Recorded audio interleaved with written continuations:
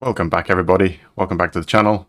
This is Dream PC with the computer industry news this week. My name is Rick the Melon, and I'm just going to take you through the week's news and give you an update on what's been happening in this space. I'll just get around my camera so you can see the news articles properly. Okay, first up, we've got AMD Radeon RX 7000 graphics cards with RDNA3 GPUs confirmed to feature higher power consumption. Both AMD and NVIDIA are expecting to heavily focus on efficiency and GPU power design of their next-gen GPUs to deliver high performance. We have seen various leaks for NVIDIA's GeForce RTX 40 series graphics cards, which are expected to rock up to 600-watt designs. Meanwhile, AMD is saying that they announced a more than 50% performance per watt uplift over their previous generation. That doesn't mean that power levels aren't going to go up for RDNA3, Radeon RX 7000 series graphics cards. A few months back, we had seen rumors of the AMD RDNA3 powered Radeon RX 7000 series offering TDPs of up to 400 watts. That's a 100 watt increase over the existing Navi 21 GPU that goes up to 335 watt. So if AMD is to achieve a 2x performance gain over its existing chip lineup, the TDP should end up close to 450 watt, which is the same as the one rumored for the NVIDIA GeForce RTX 4090. Furthermore, next-gen graphics cards with over 400 to 450 watt TDP, I think it's TDP, surely, will have to utilize the brand new PCIe Gen 5 connectors, considering triple 8-pin connectors can only go as far as up to 450 watts, and no company has made that design choice for their reference cards at least yet. So, whether AMD is looking to go the triple 8-pin route or gonna end up with the new PCIe Gen 5 connector that will conform to the ATX3 standard and deliver stable performance remains to be seen from the AMD camp. And we've got a bit of a table of options there, all the different chips versus all the stats that are available for those chips, the nanometer process, all the stats relating to those graphics cards. So yeah, it looks like ATX3 might be a definite requirement going forward. It feels like these graphics cards are going the wrong way. You know, we're going too more power hungry, whereas I feel technology should be going the other way. They should be getting more efficient. So it's disappointing to see that power is going to be increased rather than decreased. But it is what it is. Next up, we have an AI learned to play Minecraft, and it's actually pretty good. Using a mix of unlabeled Minecraft videos and a small dataset of ones labeled by contractors, artificial intelligence company OpenAI was able to train a neural network to competently play Minecraft. Why can't I say that? A milestone for the technology, which had previously struggled to crack the game's simple but loose gameplay. OpenAI's model was able to move beyond basic crafting and survival and actually perform many of the same complex tasks as a human Minecraft player would. In its blog post, OpenAI shows a video of its model swimming, hunting, and cooking animals. It even successfully figured out the game's pillar jumping technique. More recently, DeepMind was able to successfully train its Mu-Zero AI to play Atari games. Previous AI models have famously relied on various forms of reinforcement learning in the past to beat classic games such as chess and Go. Minecraft, on the other hand, though intuitive enough for younger children to master, presents a challenge to AI systems due to its open world and open-ended structure. The engineers solved this how problem by creating a semi-supervised imitation learning method they call video pre-training, or VPT. OpenAI essentially gathered a new, small dataset from contractors, which included not just Minecraft gameplay, but also examples of key presses and other actions recorded by the contractors. OpenAI then created another model which uses the contractors' videos to predict what action will come next in each step of Minecraft video. Equipped with the basic know-how, the AI was able to successfully understand larger datasets of Minecraft videos online. Rather than just dump a torrent of data to their AI, the engineers took the time to teach it the fundamentals of basic inputs first. All that training and contractor assistance reportedly resulted in a price tag of about 160,000 US dollars. It was 222,000 Australian dollars. Crazy. So here's an example. I'll just quickly show you this. So there is the AI doing Minecraft. It's pretty cool. I mean, he's crafting. He's just got some wood there and he's crafting. What's he going to craft? A stick? He's going to go for a stick. I know, crafting table and some sticks. Yeah, okay. So he's doing quite a lot of good stuff. Digging.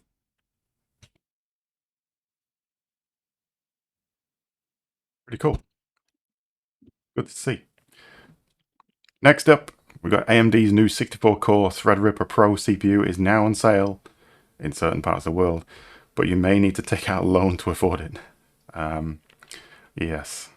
We've not seen Threadripper for a while now in Australia. We've struggled to get hold of them for a little while with all the shortages going on. So much so that we've had to remove them from sale from our store. But hope to see them come back because they were very, very, very good. And every time we see one come through as an order, we test it out and make sure it's good. And it always amazes us. Anyway, with AMD recently confirming wider availability of the Threadripper Pro, distributors have rushed to start selling the first Threadripper 5995WX online. The 64-core monster CPU was unveiled back in March 2022 alongside a 32-core and a 24-core part, with Lenovo and Dell having announced workstations based on this new Zen 3 processor family. And that's one of the tricky parts of it as well. There was limited supply, and then Lenovo and Dell sort of struck a deal with AMD to take those. So it left us little guys out of the picture. The sticker price of one of those top dog CPUs is $7,359.95.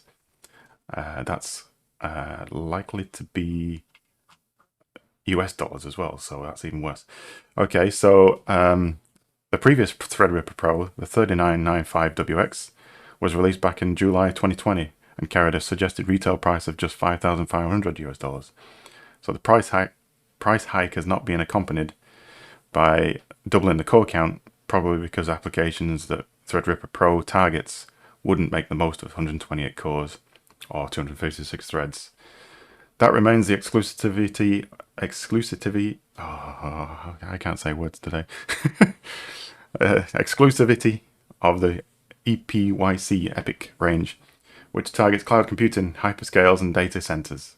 The 5995WX has a base speed of 2.7 GHz, 256 megabytes of L3 cache, and supports up to 128 PCIe 4.0 lanes. It has a TDP of 280 watts and a maximum clock speed of 4.5 GHz, which is the same as across all the new Threadripper processors. You should be able to use motherboards with a WRX80 chipset and the SWRX8 socket to host new parts. Just bear in mind that you may need to do a firmware upgrade. The same applies for existing workstations out there. So that's a monster CPU that we can't necessarily get hold of, unfortunately, just yet. In good news, Fall Guys surpasses 20 million players 2 days after free-to-play launch. So this Fall Guys game, I personally was a beta tester in when it was first coming out, and it was good. It was. I remember seeing it in an expo, and I just fell in love with the game immediately. I just thought it was so good. It had to be a hit, and sure enough, it was. I bought the game as well on launch, but now it's gone free to play, and those people that did buy the game get a free season pass now that the game has gone free to play. So that's something at least. Okay, so Fall Guys saw rapid success as the latest Battle Royale-inspired multiplayer title. Relaunching as a free-to-play game seems to be paying off, however, as more than 20 million players flocked to the now free-to-play title in just 48 hours. Amazing growth. Fall Guys is currently rated as the third most played game on Xbox, only behind the juggernauts that are Fortnite and Call of Duty Warzone. I find it comical that, you know, these juggernauts, Fortnite and Call of Duty, a bit more serious esports, and you know, you get a lot of high-end players playing those, and then you get this little plucky little, just silly little Fall Guys game, little beans falling over. It's just funny. I just find it amusing. Fall Guys Ultimate Knockout first launched on the PlayStation 4 and PC on the 4th of August 2020. Epic Games later announced in 2021 that they would be acquiring Mediatronic, the studio behind Fall Guys. It'll be interesting to see where Fall Guys will be 1 month from now, as well as 1 year from now. That's very true. Will this player base last? And one of the things I detected with the game as maybe a bit of a fault is that there's this, even though you're teamed up with your teammates, it still feels a bit lonesome. I felt like your teammates are in the game, and sure, you can accumulate points together, but it still feels largely like you're on your own. And that might be a problem of a long-term, keep coming back, recurring gameplay. We'll see. Next up, AMD investigating alleged 450GB data theft by ransom house extortionists. So they got hacked, got leaked. Ransom House, a relatively new extortion group, claims to have more than 450GB of hacked data from AMD, according to a report by Restore Privacy. Campus Cody has also independently posted information about stolen data. The Ransom House extortion group claims to not use ransomware or conduct breaches itself. Instead, it claims to serve as a professional mediators for negotiations between attackers and victims to secure payments for stolen data. Does that make them any better, though? I don't know. We reached out to the company, and AMD issued the following statement to Tom's Hardware. This is Tom's Hardware report. AMD is aware of a bad actor claiming to be in possession of stolen data from AMD. An investigation is currently underway, AMD representative to Tom's Hardware said. Restore Privacy says it has reviewed data posted by Ransom House that appears to include network files, system information, as well as AMD passwords. However, it isn't clear yet if that data is genuine or if it comes directly from an attack on AMD or one of its subcontractors. As such, the attack remains unverified.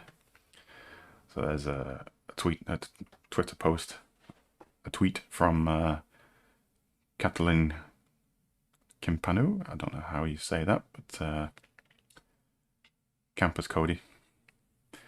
Ransom House has added AMD to a list of companies that says have either considered their financial gain to be above the interests of partners or individuals who have entrusted their data to them, or have chosen to conceal the fact that they have been compromised, implying that AMD hasn't paid the ransom. The group claims that AMD used simple passwords like password to protect its networks. Oh dear. Leading to the breach. Ransom House's posting says that AMD's network was breached on January 5th, 2022, and that it's in possession of 450GB worth of stolen data. Notably, gigabits, not gigabytes. GB, capital G, lowercase b, used by the group means 450 gigabits of data, or 56.25 gigabytes of data. So that's not as bad as it first sounded, but okay. We're not sure yet if the group has merely misused GB or if there's a correct value. Yeah, fair enough. News of the attack comes in the wake of the famed Gigabyte hack that found 111 gigabytes of data stolen from AMD partner Gigabyte. That information was later posted by the Ransom EXX hacking group after Gigabyte and AMD apparently refused to pay a ransom. As a result, information about AMD's forthcoming Zen 4 processors was divulged prior to launch, and it later proved to be genuine information. It's a tricky one, these ransom, because on one hand, you want to get the data back and you want to, secure the user network and things like that and learn from it and move on. But also, you don't want to be really paying the criminals for their, it's like, it is literally holding a ransom, and it's almost like a government stance where a government wouldn't pay their ransom, would it, really? So, yeah, it's kind of a form of digital terrorism, I guess, so you wouldn't want to pay it, really. So I can see both sides of why they would or they wouldn't pay the ransom. Yeah, tricky. Another good news article, STEPL turns any PC game into physical exercise. So the idea here is that you walk and the game walks in the game. New mobile app STEPL translates your real-life steps into video game steps. So gone are the days of taking a break from your game to go for a walk. Now you don't even need to think about the wretched outdoors. What a relief. STEPL is currently only available on PC, with a companion app only being available for Android devices on the Google Play Store. You download the app on the Windows app, and then you download the Android app on your phone. You then link them up together, open up a game on your PC, and then simply start walking on with your phone in your pocket. It's like a step tracker, but with actionable steps. The phone app will then convert your movement to pressing the W key on your keyboard. And there's a video here. I'll show you a quick video of that. So here he is in Cyberpunk 2077. He's put his phone in his pocket. He's got the apps synced up. And then he's got a controller for which direction to walk in. But then he actually walks, physically walks. And that translates into the game as walking. He stops walking and it stops in the game. He starts walking and it starts again. So that's pretty cool. And he's done it in a few games. There's a bit of a showcase. He keeps there's The Witcher 3 as well. Horizon, one of the Horizons, and GTA 5, or is that 4? No, it's 5. Yeah, it's 5. So yeah, that's pretty cool. Worth noting though, the app also functions on either a one-time payment or subscription basis. I mean, you can either pay $4.99 US dollars or $7.99 Australian dollars to use it for one. You pay that once to use it forever, or subscribe $1 per month. Or $1.59 US dollars, Australian dollars. Cool idea. Probably a bit janky. Probably not something you would really do some serious gaming with, but yeah, in some cases it might be useful. It's pretty good fun though, given that. Next up, Ethereum miners likely lost money during the past 2 years. Yes. And we have been telling our customers for the past probably 2 years, near to 2 years, I think, don't buy graphics cards now for mining, because it is coming to the twilight times of mining for Ethereum. Some people didn't listen. They still bought them anyway, but, you know, we can only advise.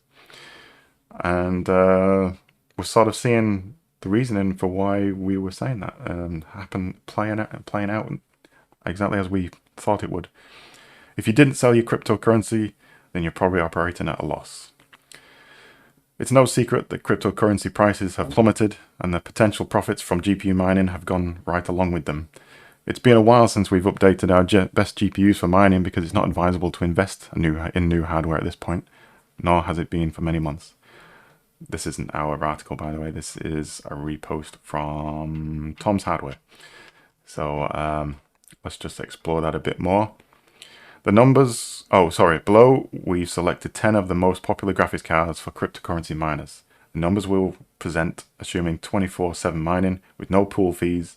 We've used our own calculations for power draw and hash rates, erring perhaps on the higher end of the profitability spectrum. We've also used the price per kilowatt of 10 cents, which may or may not be similar to what you'd pay, but it represents at least an easy starting point. Finally, we've calculated things with no selling of mined coins, the HODL mindset in other words. So we've got the major cards, the RTX 3090, 3080, 3070, 3060 Ti, 3060, and on the AMD side, we've got a few more that we can't see off the screen. The RX 6900 XT, 6800 XT, 6800, 6700 XT, and the 6600 XT. I think that's it. Yeah, that's it. So these were launched at various dates, and it assumes that they were bought on day one and went mining as best it could. And some are in profit, just like the 3090, for example. If you would have bought that on day one, you would be up in those 2 years by $254. After all that noise and heat, and yeah, it's just not cool. It's not cool. The best profitable one would have been the 3080, which is up $876, which is reasonable. Is it enough to get involved in all that hassle? I'm not so sure. The rest, however, are worse, way worse. And the worst one on the board is the RX 6600 XT, which, to be fair, was only launched in November 2021, so fair enough. You would be down pretty much by now. Oh, actually, no, the worst is next to it there. 6700 XT, launched in, oh, these are the wrong dates around, American dates, so 18th of March 2021, minus $541. So over a year ago, if you bought a 6700 XT and went mining with it, you'd be down by $500 still. That's just crazy. It's just not worth it, guys. It's not worth it. And couple that with Ethereum sort of coming to a close on mining, it definitely isn't worth it getting in now.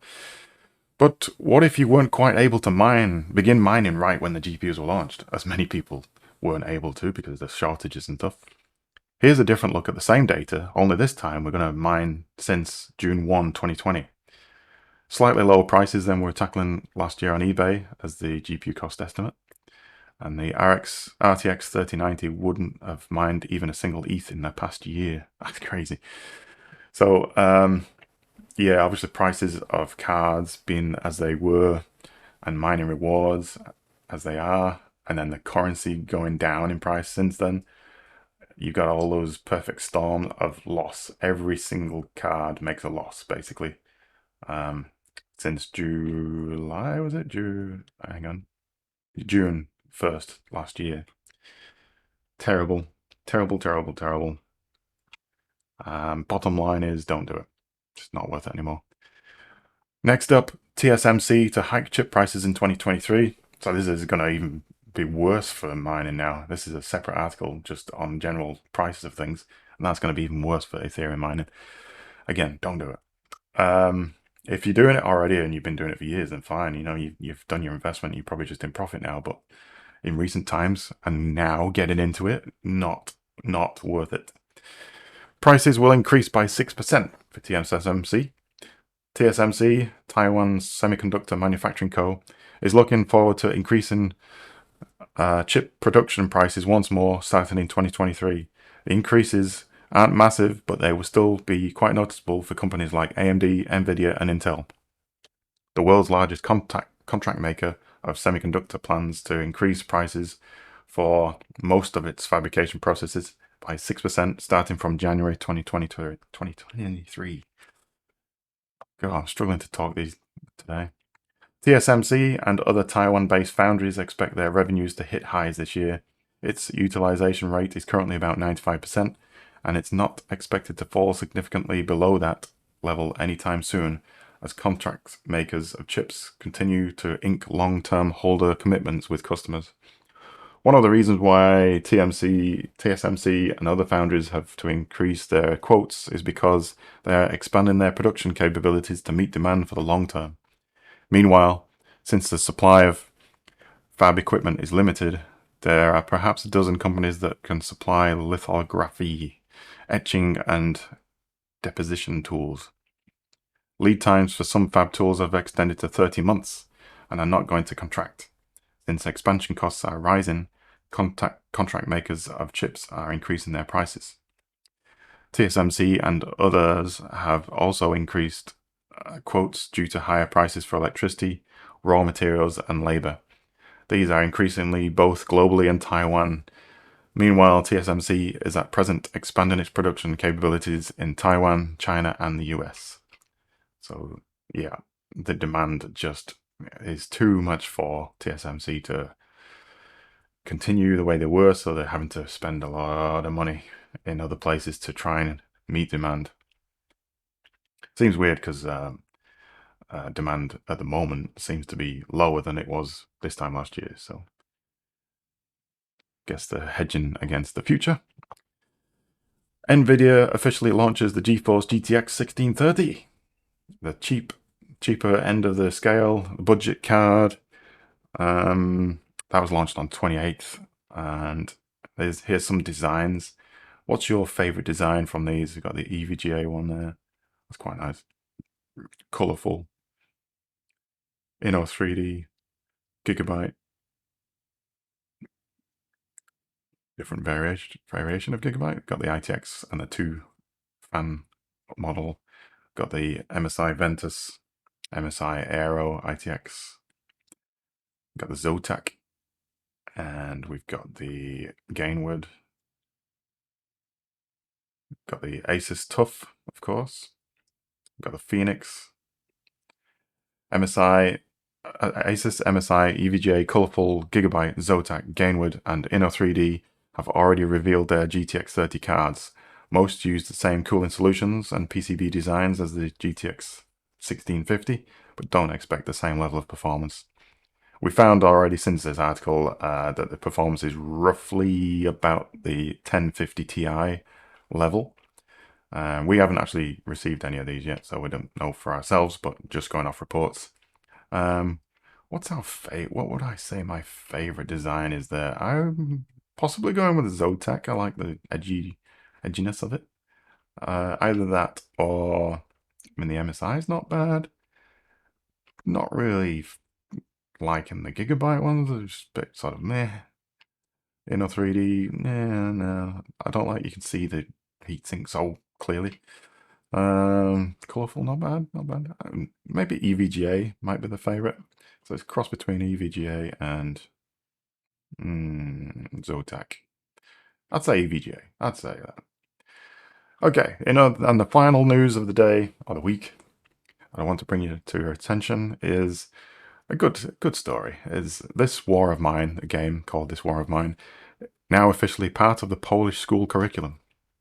And I've played this game quite a bit, and it is a really good game, and it teaches history, and it's pretty dark in terms of its art style and things. It's all about the war, and it's just really good to see people's stories in there and survival during war times and things. Really good. I thoroughly enjoyed the game. I didn't think I would, but I did. The government of Poland is making 11-bit studios anti-war indie This War of Mine available as a free download to Polish students and educators.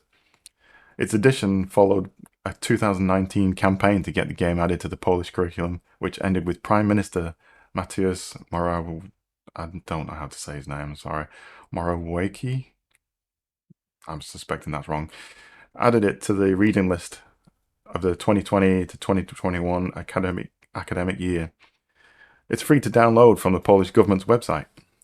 The intent here is to make the game available as a resource to teachers and students. It is DRM free and does not appear to be region locked, meaning technically anyone could grab it, but it is the Polish version of the game though, so if you can't read Polish, then you probably won't be able to play it. The global version, however, is with multiple languages, is available on Steam in the Steam Summer Sale right now for only $5.79. Worth picking that one up, I reckon, because it was a really good game. And if it's good enough for the government to use it as a teaching tool, then maybe us parents can use that as a teaching tool as well, anywhere in the world, for their kids. And I'm pretty keen to get my kids into that one. I wonder if it's available on GOG or something. That would be cool. The Polish government website also hosts further materials related to the game and its setting, created in partnership with 11-bit studios. This includes an essay on the game itself and how it can be used in the classroom, along with lesson plans, associated topics, and other recommended reading. So cool to see this. This War of Mine was released in 2014 and explored the 4-year siege of Sarajevo during the Bosnian War, running from 1992 to 1996. It remains the longest siege of a capital city in modern warfare history.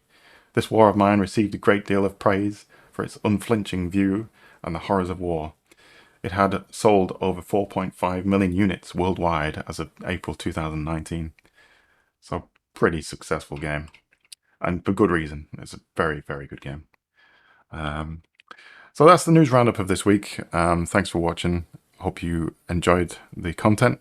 Please do comment below on anything that you liked about the articles, anything you would like to see us do or cover on future videos like this.